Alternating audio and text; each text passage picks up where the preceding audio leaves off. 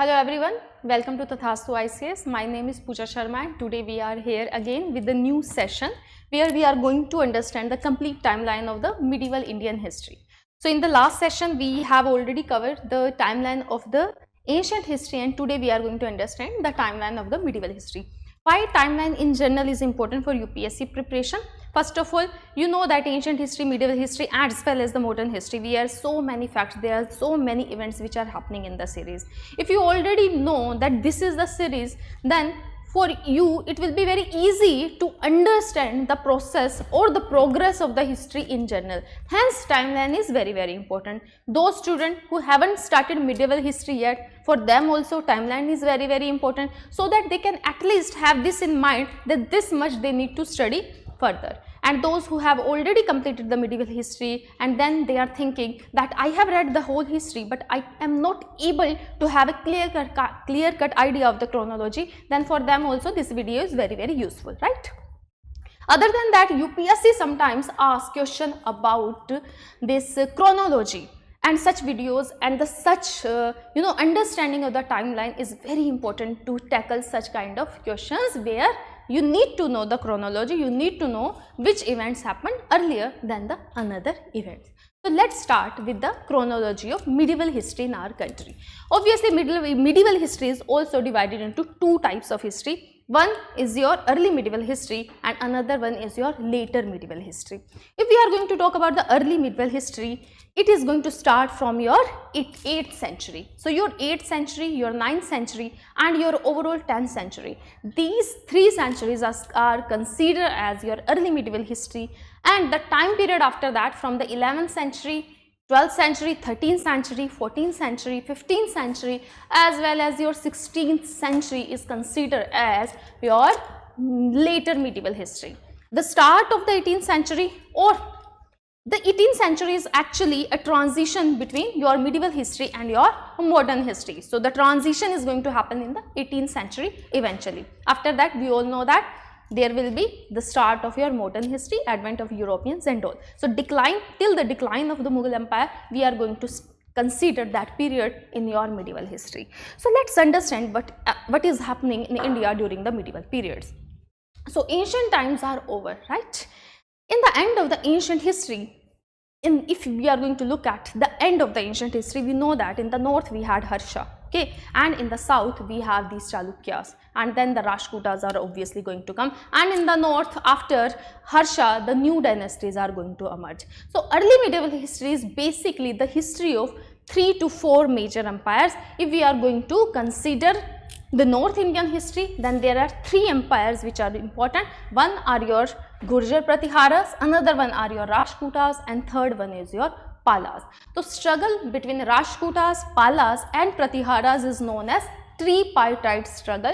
The start of your early medieval history is the start of the tripartite struggle in our country. Along with that, there is very important event which is also going to happen in the start of your medieval history is the Arab conquest of the Sindh under Muhammad bin Qasim. So Muhammad bin Qasim from the Umayyad dynasty, they are going to enter our country and they are going to take over the Sindh area and the area around the Indus River, and they are going to merge it with their own empire. So this date in history is very important, 716 CE, when the Muhammad bin Qasim is going to enter our country. Obviously Muhammad bin Qasim is not going to penetrate further east in our country.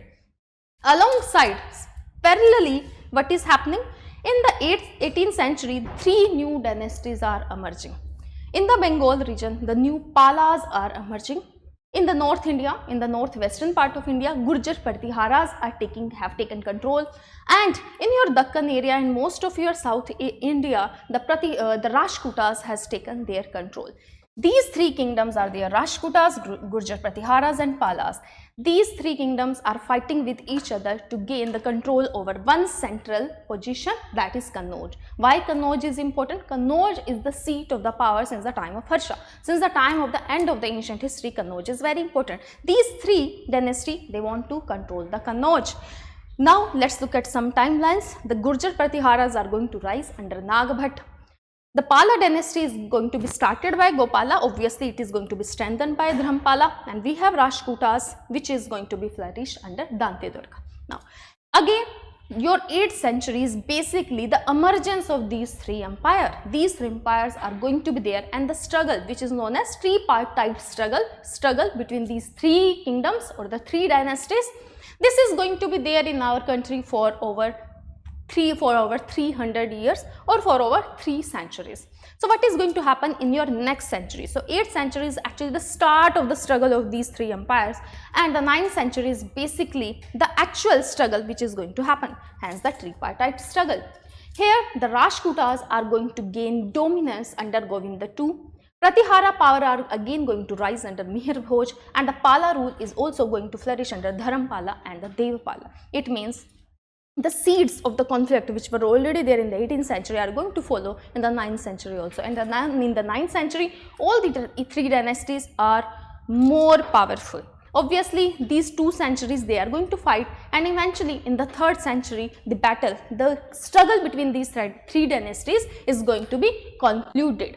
Eventually, the Rashtrakutas are going to decline in the power, and in place of the Rashtrakuta on the same area in the Deccan area, Chalukyas of Kalyanis are going to emerge. These are not the Chalukyas of your ancient history. They are not the Chalukyas of Badami. They are the Chalukyas of Kalyani.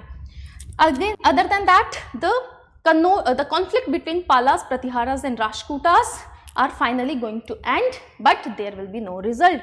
Because why we say that there is no outcome of the tripartite struggle? Because no one single dynasty actually ruled controlled the Kannauj in the end.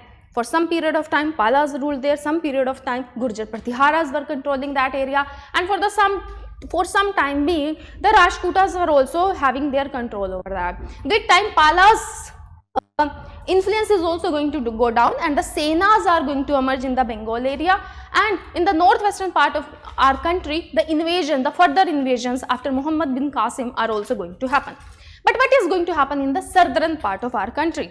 In South India, in place of Rashtrakutas, the western Chalukyas of Kalyanis are going to be there, and in the southern, the deep south part, the Cholas are going to emerge again. These are not the Cholas of the Sangam age, these are the imperial Cholas which are going to have their strength all over your southern part of country, and they are not only going to have influence over most of your eastern coast, they are going to have influence over your Southeast Asian countries also. We are not saying that they control these areas, but obviously they had influence over these areas, and these areas are similarly today's time, these areas are very important for the maritime route at that point of time, right? So 10th century is basically all about the emergence of the Western Chalukya, right? The final conclusion of the tripartite struggle and the rise of Cholas towards your Southeast Asia. So 10th century is all about that. Now, in the 10th century, after obviously, if the tripartite struggle is going to be concluded, why it is concluding, why we are saying that the struggle has ended and there is no result? It means that now these three kingdoms are no more that much strong. Out of these kingdoms, the new small dynasties are going to be carved out. Look at this map of our country, and this is the map of our country in the 10th century after the decline of the power of the Rashtrakuta, Pratihara and the Palas. So you can see that the small dynasties such as Parmars in your Malwa region, Chandelas, Gadwalas, Chahmanas, East Gangas, Kakityas, Hoysalas, these smaller dynasties are going to emerge in our country. Okay? So these are the dynasties. The rise of regional power is going to emerge. Why there will be a rise of regional power? Whenever some sort of central authority or the major empire, whenever it is going to get weak, the regional powers are going to emerge.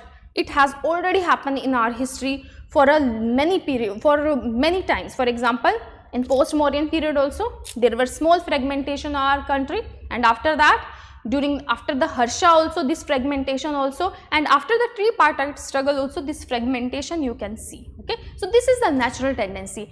But the issue with this fragmentation is that now our western borders are vulnerable to the western attacks. Hence, the 11th century is actually the century of the attacks in our country. Okay, so what is going to happen in 11th century?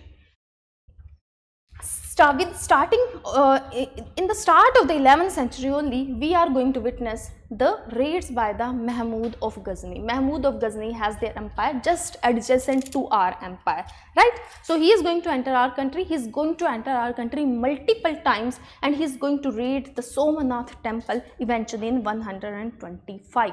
Okay, so we can say that the western borders are not protected at all. The polity in our North India is very, very weak. Hence, these raids are being done by these ruler, right? Now, what is the effect of the invasion of the Mahmud of Ghazni in our country? He did not come to our country to establish a rule. Obviously, he came to our country to, take as much as financial resources or the money with him. But again, when they are going to control most of our North India, he is going to establish, he is going to establish his governorship there, right? But other than that, we can see that the North India is basically being dominated by the Ghurid Sultanate. Here, the Senas are going to rise instead of Palas. The Palas are no more strong in your Bengal area, and here we can say that this actually your 11th century is the century of the decline of Palas and the rise of Senas in Bengal. The domination of the Ghurid Sultanate in your North India, in South India, Chola Empire is going to be as strong as it was in your previous century. Now, let's come to our 12th century. What is going to happen in the 12th century? In 12th century, another invader is going to enter. He is Muhammad Ghori. Muhammad Ghori is going to enter, and eventually he is going to have fight with the Prithviraj Chauhan. Prithviraj Chauhan is the one who is actually controlling Delhi at that point of time. Now, the fight between these two happen. There will be two fights which are going to happen. Eventually, Muhammad Ghori is going to be the victorious in the battle. The final conclusion is Chauhans are going to be defeated and Ghori is going to be emerge victorious. He is not going to stay in our country. He is going to go back, and he is going to establish one governorship in Delhi. And who is the governor of the Ghori at that point of time in Delhi? Qutbuddin Aibak is the one who is the governor of the Delhi, which he is going to serve the interest of the Muhammad Ghori. But eventually Muhammad Ghori is dead, and Qutbuddin Aibak is going to declare himself the Sultan of the Delhi. Originally, he was actually the slave of the Muhammad Ghori. That's why the start of the Mamluk Sultanate or Mamluk dynasty is also known as the start of the slave dynasty in our country. But obviously, we can say that 1206 is the time when actually the Delhi Sultanate has started. So let's look at the time period of Delhi Sultanate. First, we are going to have the outlook of the Delhi Sultanate. Then we are going to discuss the rulers one by one. Now, 13th century is the start of your Delhi Sultanate, and Delhi Sultanate is going to be there from your 1206 till your 1526 CE. Then the Mughals are going to enter our country. There are four important dynasties when it comes to your Delhi Sultanate. The first dynasty is why Delhi Sultanate? Because the leaders are actually known as sultans. First of all, they are ethnically similar to each other. Most of them are Turks only. They are going to, for example, Mamluk dynasty is a dynasty. Then the next dynasties come. Khiljis, by killing or having some other sort of conspiracy, they are going to prevail. Similarly, then Tughlaqs are going to come, and after that the Lodhis are going to come. Look at the map of India during the slave dynasty. Obviously, expansion is not that much, but again the Khiljis expanded again, and the most major expansion is going to happen during Tughlaq, and then during Lodhis the areas is going to get diminished. So this was the start and this is the end of your Delhi Sultanate. Hence, obviously, by looking at the map only we can see that the Lodhis are much weaker as compared to their predecessor. Hence, the end of the dynasty. So let's understand each and every dynasty one by one and along with the kings and what important major points which are associated with these kings. So these are the important rulers of your slave dynasty or Mamluk dynasty, the first dynasty of your Delhi Sultanate. So in the first place we have Qutbuddin Aibak. Qutbuddin Aibak became Sultan in 1206 and he is there till 1210. Then Iltutmish is going to take over. He is the son-in-law actually. So he is actually the actual ruler of, or we can say that he is the one who consolidated the Delhi Sultanate in the first place. What are the important points or important factors which are attached to him? First of all, he consolidated Delhi Sultanate. He is the one who completed the Qutub Minar. He is the one who actually introduced the silver tanka and the copper jital. He is the one who established the Ikta system, and he is the one who is recognized as a sultan by the Khalifa as well. Khalifa who was there in the Ottoman Empire. Or you can say that the ruler of the Turkey also has some sort of religious sanctity, or that religious position. From that the position of Khalifa, if someone is going to say that this particular person the Sultan of Delhi, it means it was something which should be recognized by the whole of the Muslim world at that point of time. So that much importance the words of Khalifa held at that point of time, right? Then we have next in the series the Razia Sultan, the only Sultan of Delhi, okay, the only ruler of Delhi in general in the medieval history. Then after Razia Sultan, obviously she is not going to be accepted in the court by the nobles as well as and by her brothers also. Eventually few other rulers are going to come. They are not that strong, they could not serve for a longer period of time. Then Balban is going to come. Balban in the history is not considered as a very great king or a good king. He actually established very strict court discipline. He is the one who is going to introduce the rituals such as sajda and pebos, but he is the one who actually strengthened monarchy, and he actually carved down on the power of the Chahalganis, which are also known as nobles at that point of time. Okay, so these are the important rulers of your Mamluk dynasty within your Delhi Sultanate. Now let's come to the next dynasty, which is your Khilji dynasty. Khiljis are going to rule from 1290 to 1320. We all know that Khiljis are also going to expand the Sultanate territory. So the first king in the series is Jalaluddin Khilji. He is the one who actually founded the Khilji dynasty, and he is the one, he is the first sultan who is going to face the Mongols. Mongols from the Central Asia will start invading India during his time period, and they are going to continue that invasion in the time period of Alauddin Khilji also. Alauddin Khilji is a very strong king. So he is the one who is actually going to expand the territory. He is the one who is going to defeat the Rajputana. He is the one who is going to go to your South India also. Under the leadership of the Malik Kafur, he is going to have his southern expedition. So he is a conqueror. Okay? He is also known as expansionist in the history. Okay, sometimes history say that he is a negative character, but from historical point of view, he is the one who actually introduced so many market and military reform also. So he is a very learned and he is a very able sultan at that point of time. Obviously, if his policy is expansionist, his policy will eventually be cruel in nature also, because expansion means war eventually going to lead to cruelty. Now, after that, what is going to happen? Alauddin Khilji is actually a very strong king, but his descendants are not that strong. They are very weak. Eventually, Qutbuddin Mubarak Shah is going to seize the power, and in that series only, the Khusro Khan is going to emerge, and he will start ruling, though he doesn't belong to the Khilji dynasty. And after that, given the situation, because there is so much of turmoil and the chaos which is going on, the Ghiyasuddin Tughlaq is going to take over, and he is going to establish the Tughlaq dynasty by ending the Khilji rule. Then we are going to have the third dynasty of the Delhi Sultanate, which is your Tughlaq dynasty. So let's understand, or let's know about these Tughlaqs. Tughlaq dynasty is going to be here from 320 to 1414. So Ghiyasuddin Tughlaq is the first king of the Tughlaq dynasty. He is the one who actually founded the Tughlaqabad fort, which is there in your South Delhi.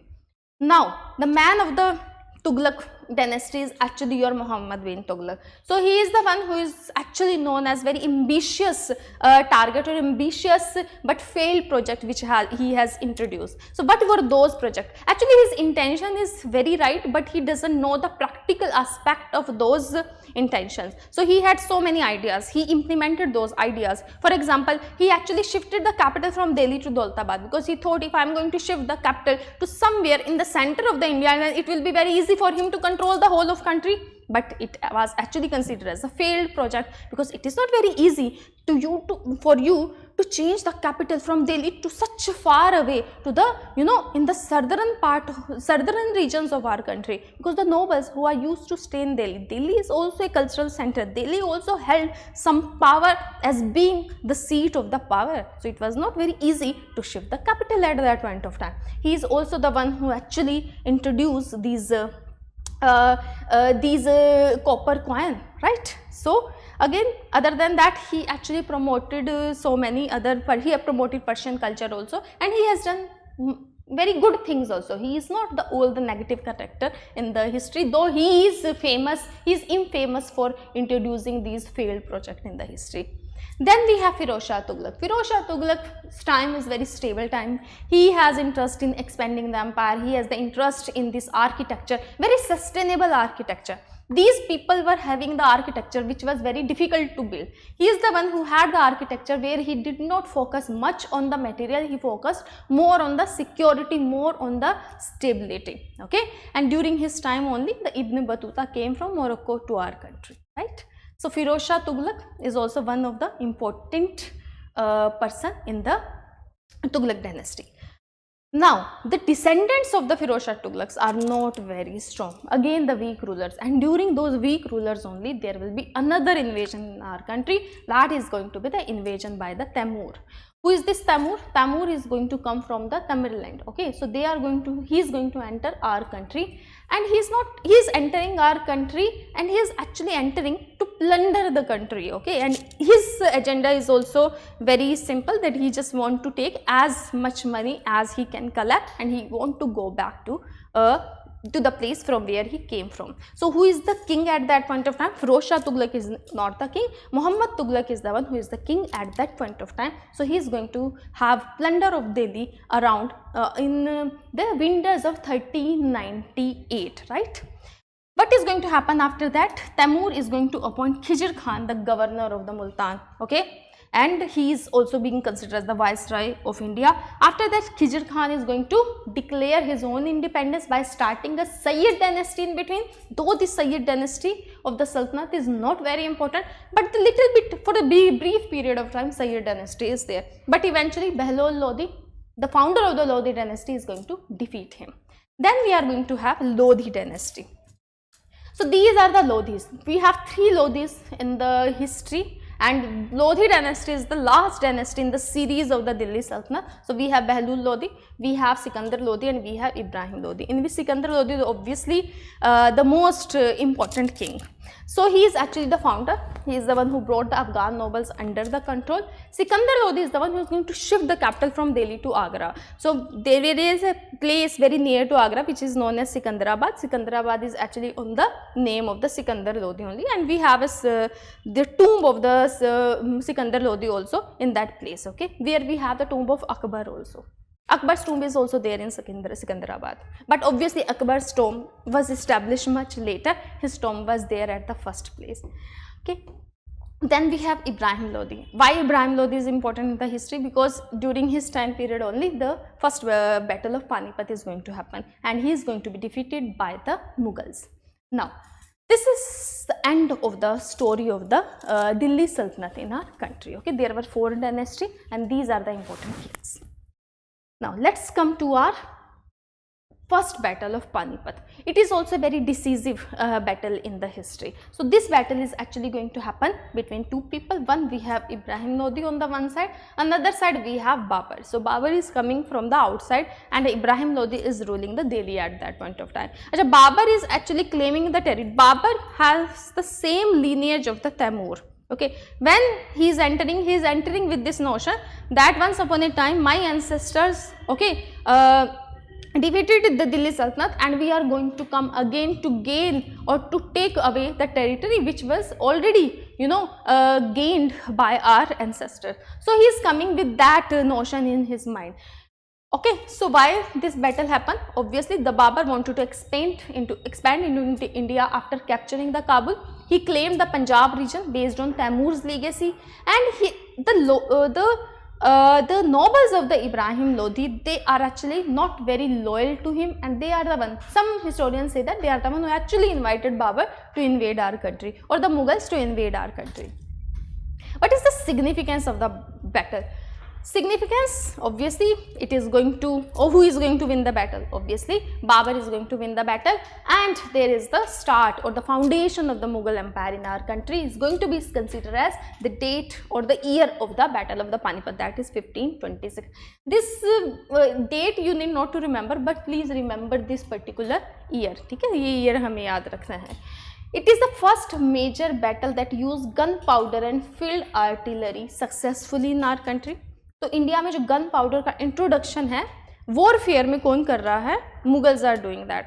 That doesn't mean Indian did not know about the gunpowder. They knew about it, but in the war it was first time being used at such a significant level during your first battle of Panipat.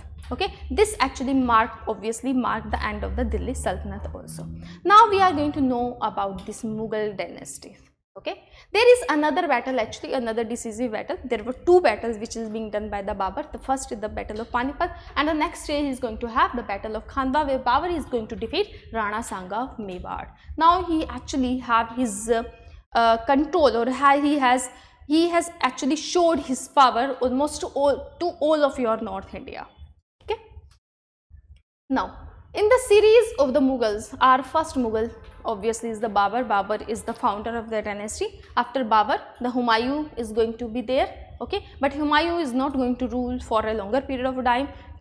The Sher Shah Suri, the Suri dynasty is going to start. So within the years of the start of the Mughal dynasty, there is again a break in the Mughal dynasty, and the Sher Shah Suri is going to take over Delhi in 1540. Okay, Sher Shah Suri is the one who is actually responsible for having this Grand Trunk Road, and he is the one who introduced the Indian Rupaya. The actual Rupaya which we use, this name was given by Sher Shah Suri only. Okay. Now let's come to the second battle of Panipat. So Sher Shah Suri is going to be there, okay, for a longer period of time. Then in 1556, actually he is there till 1555. In 1556, another ruler, Hemu, is going to control over the Delhi. Okay? Hemu is the Hemchandra Vikramaditya. He is an Hindu general, and he declared himself as the king of the Delhi. Now Sher Shah Suri is not the king of the Delhi when the second battle is happening. Who is the king of the Delhi? Hemu is the king of the Delhi, and is king of the Delhi since 1 year only, because before that year Sher Shah Suri is already there. Now who is going to come and fight with the Hemu? Not Akbar, not Humayun. Who is going to come? Bairam Khan is the one who is going to come to fight. He is actually a regent of the young Akbar. Akbar is the son of the Humayun. Humayun actually has taken exile outside our country, and then after, with the help of the regional powers of the western part of our country, specifically the Sindh area, the the Akbar, with the help of the Bairam Khan, actually the Bairam Khan is going to come back to the country to claim the legacy of their fathers. Then we have the reign of Akbar. The most stable reign in the medieval history is the reign of Akbar. Akbar is going to rule for a very longer period of time, from 1556 to 1605. He is the one who is obviously going to expand the empire also. He is going to have the alliances with the Rajput also. His policy is very secular in nature also. He knows that India as a country, okay, it's a very vast country. It cannot be, administered by having this centralized tendency. Hence, he has given autonomy to these regional rulers. Those regional rulers can be the Muslims also, they can be the Hindus also. It means when he is fighting with the Rajput, he is actually admiring the bravery of the Rajputs also, and eventually after the fight he is going to have a better alliance with the Rajput. He is the one who is going to start the Mansabdari system in our country, and he is going to give the higher Mansabs or the rank also to these Rajput rulers. So his policy in general is a very secular and very thoughtful policy, and his long reign also provided stability to the empire. His two descendants, the one your Jahangir and the Shah Jahan, they followed the same policies which are being followed by Akbar in general. So they are not going to change the policies of the Akbar. Hence, this time, the time This time is also considered as a better times in the medieval history and the best time of the Mughal Empire. Okay, Mughal Empire is going to deteriorate after the Aurangzeb. Aurangzeb is also very strong. He is the son of Shah Jahan, but obviously he doesn't have that kind of wit. He doesn't know the ground reality like the Akbar had in his visions. So some issues are going to happen which we are going to struggle. Let's understand the reign of these three great kings in our country, right? First we have Akbar, then we have Jahangir. Jahangir, during the time of Jahangir, the art and culture in our country is going to flourish. Why? Because the stability which is being provided by the Akbar is going to continue in the times of the Shah Jahan as well as in Jahangir. Hence, the art and culture is going to flourish. Even the Bhakti movement in our country is going to be there during the reign of these three kings only. Okay, so these three kings matters a lot in the history. They are the one who provided the security and the stability in general, right? But obviously after Shah Jahan, who is going to become the Mughal ruler? Aurangzeb is going to become the Mughal ruler. Aurangzeb is also a very able ruler, but Aurangzeb's policies are not aligning with the policies of these three ancestors. Okay, so he is thinking that they are too lenient. There were two factors. First factor is that these three rulers understood that India as a country cannot be administered in a centralized way. You need to give autonomy to these regional powers. And the second point which is important to them are, they ruled this country in a very secular way. Okay, their approach was very, very secular. Akbar is the one who abolished the jizya also, and they also continued the policies of the Akbar. But what Aurangzeb is going to do? Aurangzeb is going to turn both of the policies of his three ancestors. So first he is going to he will try to have a centralized administration. उनको लगेगा let's have a centralized administration, and by only sitting in Delhi they can control the far flung area in the south also. His policy is also expansionist. He is going to have this expansion into the Maratha region also. That's why the Marathas are going to become his enemy. He is going to have very bad relation with the Sikhs also. He is also going to frustrate the Rajputs also. The Rajputs, Sikhs, Marathas, everyone, those who were demanding their autonomy in their region and those who were already stable in their region during the time of Akbar, Shah Jahan and Jahangir, he is going to actually shake everything up. So the chaos is obviously going to follow. Okay, so these are the policies of Aurangzeb. Aurangzeb is not a bad king. He is a very able king. He has a very he is a witty person, but his policies are not in the favor of country because he doesn't have that kind of foresightedness, right? After the death of the Aurangzeb in 1707, even if the policies of Aurangzeb are not that great, okay, they are not in the interest. And the second thing which he is going to do, he is going to reimpose the jizya. He is going to have more, he is going to stay away from the secular approach which is being followed by his ancestors. But still, the Mughal dynasty is powerful. The Mughal army is very, very strong. Mughal administration is still quite efficient, though the policies are not good. But again, the legacies of three ancestors are going to have its effect during the reign of the Aurangzeb only. But during the time of Aurangzeb, there are going to be so many things that after the death of the Aurangzeb in 1707, the country, okay, these regional powers are going to have their own independent regional autonomies. Okay, what are the regional powers? We have the Punjab, we have Sikhs in the Punjab. Sindh area was always secluded and culturally different from the other areas. Rajput want to have their own autonomous area. The Marathas are expanding and eventually they are going to have their influence over Mughals also. Okay? By the third battle of Panipat, who fought third battle of Panipat with the Abdali? It is the Marathas who fought third battle with the Panipat. Why? Where were the Mughals at that point of time? Mughals were very weak. Okay, Mughals are so weak, they are not fighting the third battle. These are the Marathas who are fighting the battle.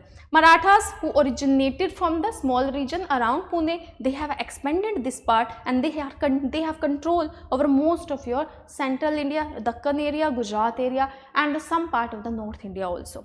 Awadh also going to declare its independence. Though Awadh and Bengal were under the Nawabship of the Mughals only, but after the death of Aurangzeb, the Nawabs, the governors of these Awadh and Bengal state, they will have their independent policy, and with time, without even declaring, so they are going to have some sort of virtual independence from the Mughal empire. Okay, obviously, if we are going to have the series after the series of the kings who are there after your Aurangzeb, we have many kings like Bahadur Shah. Bahadur Shah is also able king, but again during his time the times are not in his favor.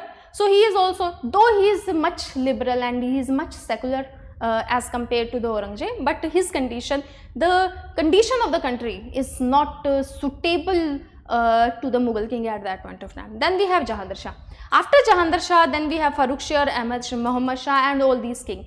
During the time of these kings are basically mere puppets in the hands of their nobles. Some of them had their own control. For example, for some period of time, Muhammad Shah was controlling himself, though once upon a time, okay, in the starting, Muhammad Shah, when Muhammad Shah became king, he was actually controlled by the Sayyid brothers, and your Jahandar Shah is being controlled by the Zulfikar Khan. So the nobility is also going to be powerful during this time, during the time and during the reign of these kings. And you can see that these kings are not ruling for a longer period of time except Muhammad Shah. Muhammad Shah's reign is very long reign, 30-year-old reign, but he is not the man of the hour at that point of time. So he could not do anything to secure or save the empire at that point of time.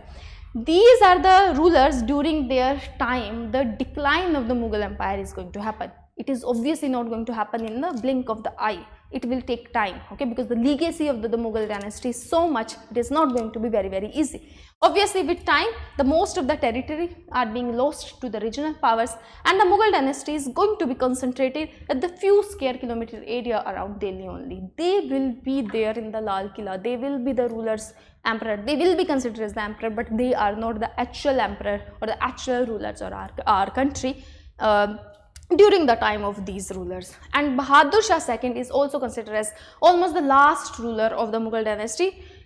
Actually, the Mughal dynasty is practically going to end around 1803 when the Britishers are going to annex Delhi, and the Mughal emperor is going to become mere a pensioner, okay, of British government, or not, sorry, East India Company. So in the 17th century, we can say that is the decline is eventually going to happen. Now, when this decline of the Mughal empire is happening at that point of time, like I have showed you the map, there will be the rise of so many of the regional powers. Now, which are the important regional power? Let's understand the Marathas, how they originated, right?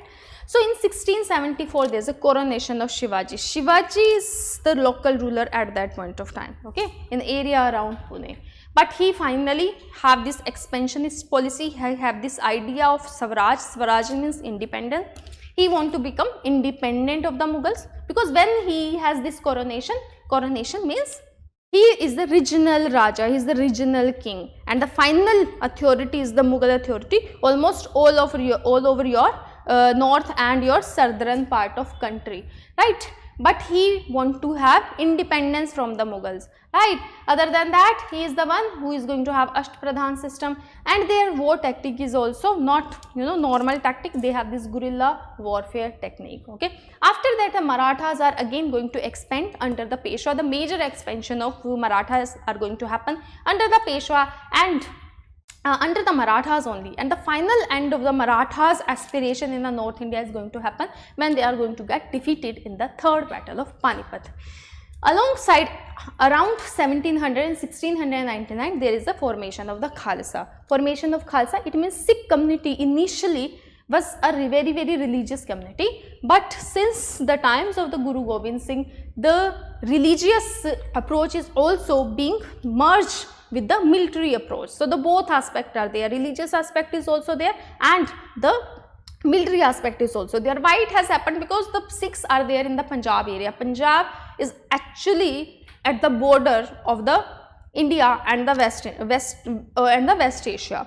So Punjab is always there in the on the front side. So whenever whoever was coming from the west, the Punjab was the first place which was actually getting affected. Hence the warriorship should be there in the Punjab region. ठीक है, Punjab reason में warriorship आनी ही चाहिए थी, and it actually happened because that was the need of the time, and it merged with the religion as well as. But the Sikhs with time they wanted to have their own autonomy in the area, hence they kept fighting Mughals for a longer period of time. Even after Guru Gobind Singh, they actually rose under the banner of Banda Bahadur, and they gave a tough fight to the Bahadur Shah and their ancestors, right? Obviously, in the end, in this map of India is going to look like this, where the Mughals are there mere in the few area around Delhi, and the other areas are controlled by different Nawab. So here we have Nawab Awadh, here in this area we have Nawab of Bengal, and this area is almost being dominated by the Marathas. Here we have Nizam of Hyderabad, who is also going to be independent since 1724. Here we have the Nawab of Karnataka. He is going to declare his independence from the Nizam of the Hyderabad. Initially they were the part of the Mughal Empire, okay, these two areas, okay, and this area was a Suba of the Hyderabad area. Karnataka was a Suba of Hyderabad. Eventually Karnataka is also going to become independent. Now the Hyderabad a different independent territory, and Karnataka is a different independent territory. Mysore was actually independent after the times of the Vijayanagara Empire also. They maintained their own independence. So Chikka Krishan Raj is there, but obviously this time the power is going to be taken over by Hyder Ali and then eventually Tipu Sultan. Here in the Travancore, in the Kerala area, we have kingdoms of Calicut, we have kingdoms of Travancore also. Okay, they established and they maintained their cultural identity, right? When the Europeans enter our country, this is kind of the sea of our India. Not entered, they entered much before, when the Mughal Empire is still very strong. But when they are expanding their trade in our country at that point of time, this is the scene of our country. So when they actually had the conflict with the Indian rulers, so this is the map of India at that point of time. There is no single authority who could fight with the East India Company. Hence they fought separately with each other. They intervened in the internal matter of these people, these political powers, and eventually they have taken over the area one by one, and then you will have the start of your modern history. So this is the end of the session. This is how you need to remember the chronology of the medieval history. Very important again, because UPSC can ask you question directly from it also. Other than that, if you want to have a summarized or you want to have a clarity of the medieval history, so you should be knowing this chronology at least, okay. So we are going to end the session here. So thank you so much. Have a very nice day, and we are going to meet again obviously.